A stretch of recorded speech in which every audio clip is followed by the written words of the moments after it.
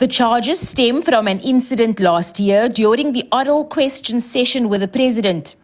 The three MPs faced charges of contempt of Parliament as well as gross disorderly misconduct. They certainly took part in the disturbance. The disturbance and the disorder, from what we heard in Mr. Kaso's evidence, it delayed the proceedings for almost an hour. On the facts, the members deliberately took part in the disorder and in fact aggravated the disorder, which was seriously detrimental to the decorum and dignity of the House. The EFF's legal counsel expressed concern about the possibility of bias and the impartiality of the process. Can we genuinely say this committee will apply its mind independently against my members, or will they follow political line of dealing with EFF members, quote unquote? I'm inviting you to earnestly apply your minds to that proposition.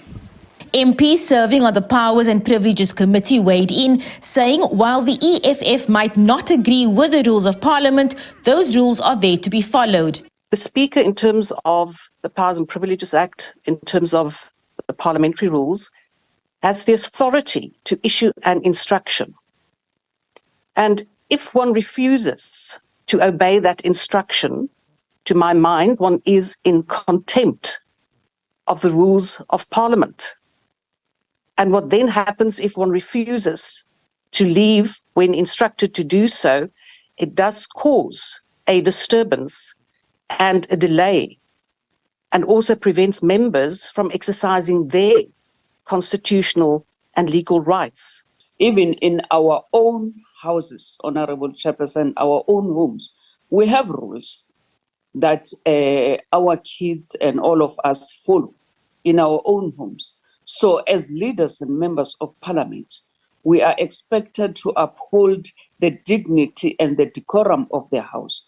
What we do in that House, which is at the glare of the world and the nation at large, should be a conduct that is acceptable, not a conduct that will make our society and the community at large to emulate what we are doing. We are in argument with the sanctions that have been proposed by the Council, and we supported. The EFF took another view on the matter.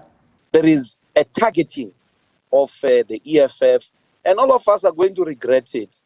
It's a matter of 6 months now. All of you are going to regret this discrimination that you show to shield the president from accountability, from radical accountability. But generally, even if you did not want to, the discriminatory practice, which was demonstrated by the advocate leading, representing Honorable Paulsen, Ceza, and the Honorable Veronica Mente, that discrimination was not considered. And I would say that we must consider it and withdraw all these charges. The MPs need to apologise by the end of February next year, ahead of their suspensions in March. The committee will adopt its report on this issue, after which it will go to the National Assembly for approval. Abra Babia, SABC News, Parliament.